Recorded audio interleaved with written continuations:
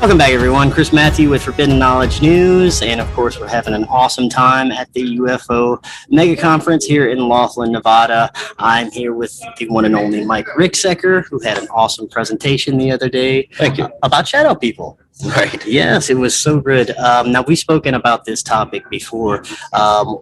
Before we get into that, what were some of your favorite presentations, the most profound for you? You mean besides this one? Really anytime that I give a presentation like this on these type of entities, I've always found that a lot of people approach me afterward. They've maybe gleaned some information or found something that was a little insightful or something that could help them understand better what it is that they may have experienced, because there are a large variety of different types of shadow entities. Some people think that, there's just one type.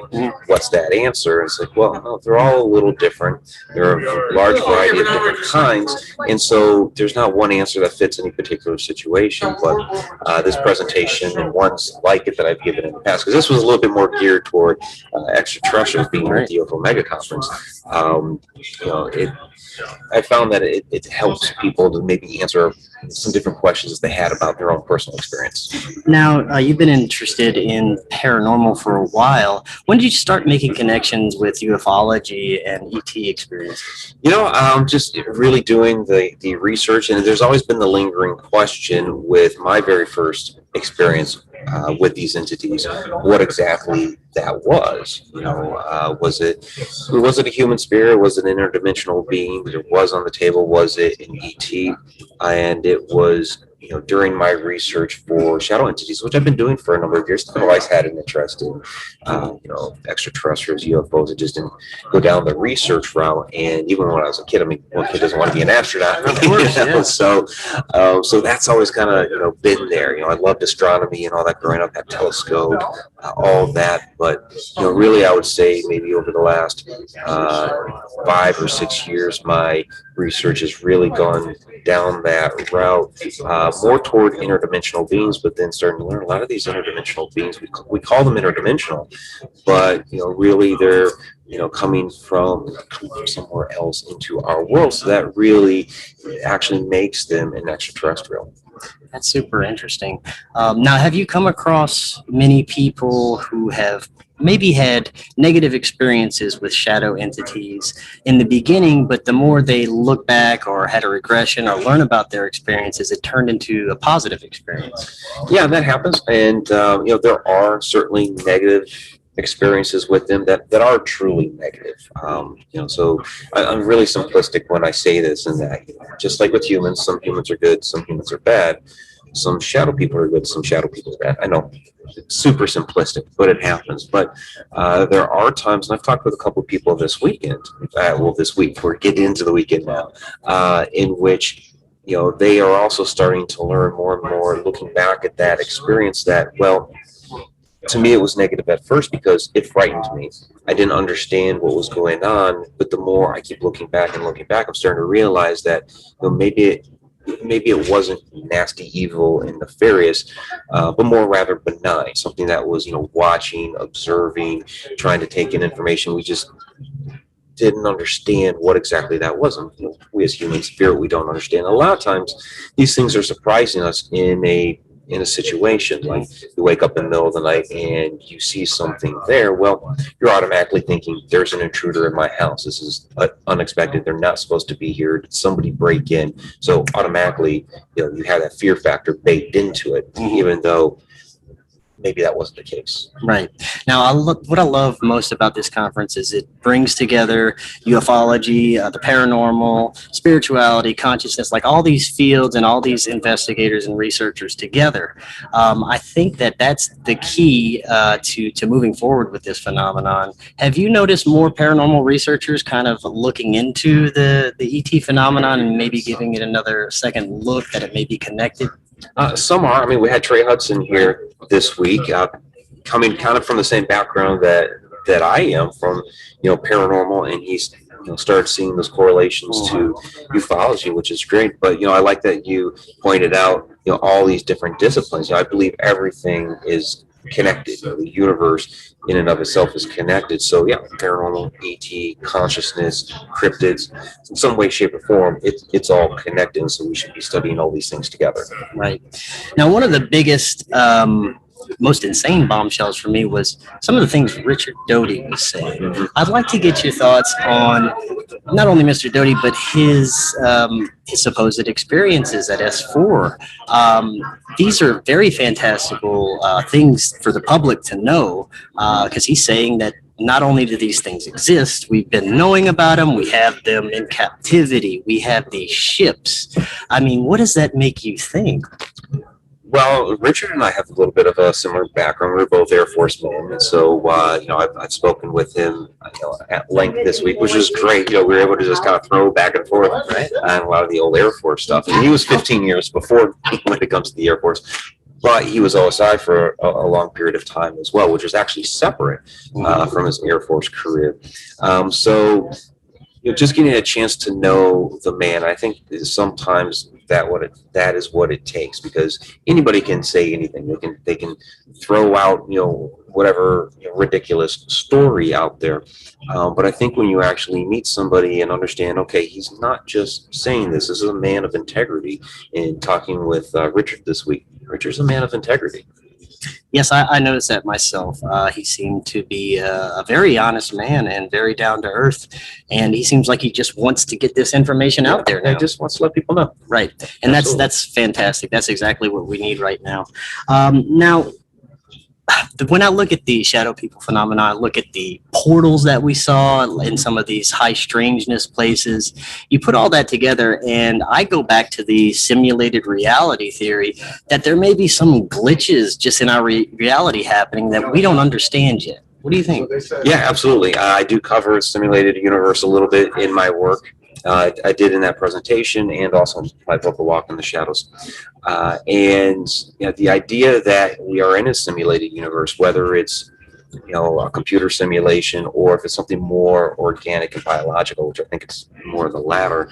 And even you look at our ancient religions, they actually talk about us, being in a simulation without using that term. If you just take like reincarnation, for example, you're up in whatever that home world is, you come down here, live out your life, and then you go back up. So it's kind of like logging in, and then you run through the simulation, and then you log out. So it's very, very similar. So shadow people in this particular case, what they may be, you don't know for sure, but what they may be is you could think of them almost like agents from the Matrix, where they're coming in, they're interacting, trying to make sure things within the simulation happen in a proper order. Or the example that I like is you take because I actually have a degree in simulation programming. You take a massively multiplayer online game. You have all these people that have logged into the game world, but then you have the game masters, the people that actually run the simulation. They will also log into, sometimes with a player avatar, but sometimes not. They're supposed to be invisible, and the players will sometimes notice, wait a minute, there's something that happened over there, whether it was like a little glitch or some kind of weird blur, or the environment changed kind of strangely for a moment, and they'll just kind of play it off usually as just a glitch in the matrix, a glitch in the game, when it was actually some sort of game master that was doing something over there, whether it was like maintenance, try to fix something in the game, or they were watching and observing, seeing how players were reacting in a particular environment, because they want to know, okay, if whatever's going on in the environment is something that players enjoy or maybe they don't enjoy, we want to know that so we can alter whatever the next part of the simulation is going to be. So that's a super interesting theory. It makes me look at that a lot with all the strangeness going on. Do you think that as a people as a whole that we're ready to know the answers? That's a tough question, because for a long time I've been saying, because people go back to the Brookings report, and that basically stated no, they weren't ready. Well, I mean, that was back in the 60s. Right. That was a long time ago now. It's before I was born. I was born in 74. And most of those people that kind of weren't ready have kind of long since gone.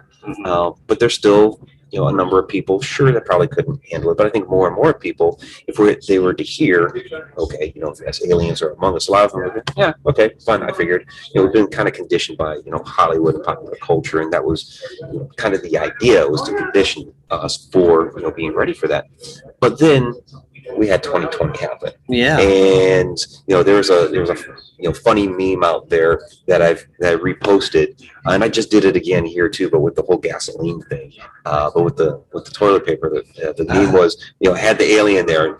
This nonsense with the toilet paper is why you people aren't ready to learn about aliens. Yeah. So it makes sense. Yeah. So there is unfortunately a contingent of the mainstream that, like, no matter what the condition is, that little bit of an idea that things aren't going to just be quite running smoothly, they're going to go raid the grocery stores. There are locations that I've lived in which they hear like 3 snowflakes are going to fall out of the sky, and they have to clear the shelves of the milk and bread.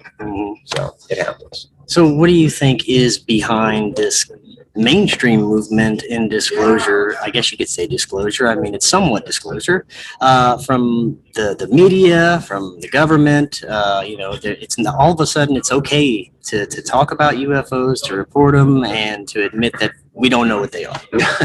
Well, yeah, it seemed like we were going to be getting more information about disclosure. It seemed like disclosure was happening. We were getting all these different reports. Okay, disclosure's happening, and we're all excited in the ufology community. Then all of a sudden, it seems like they're backing off. Yeah. They're backpedaling. So it's like, what happened there? What's going on behind the scenes that they decided, no, we need to backpedal on this? And I think that's the question we need to try to find the answer for. Yes, and that's a recent question that came up just, what was a couple of weeks ago, I think, or a few days ago.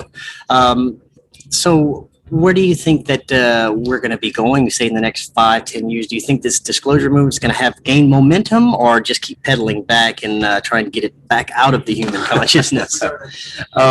It's going to happen. So, something happened where they deemed it was okay to backpedal a little bit.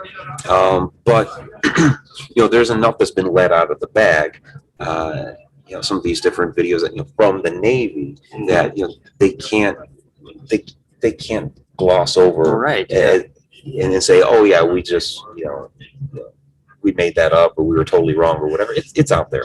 But it's kind of like what Richard Dolan was talking about last night, that they can't retract all the way and say, yeah, we've actually known about these for since 1947, since the 50s, when we had the big UFO flap and all that, because that would create absolute and complete distrust. So somebody's working something behind the scenes to still kind of slowly let that out, but they want to be able to control the narrative. It's always about, okay, what is the narrative that we want to give the people? It could be because administration changed here.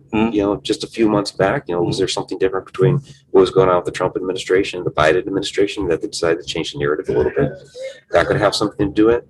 Disclosure will eventually happen, but with the recent backpedaling, we were hoping it was going to happen sooner. Yeah, maybe happen later now. Yeah, we definitely live in fascinating times. Either way, I'm interested to see what's going to come up in this information dump.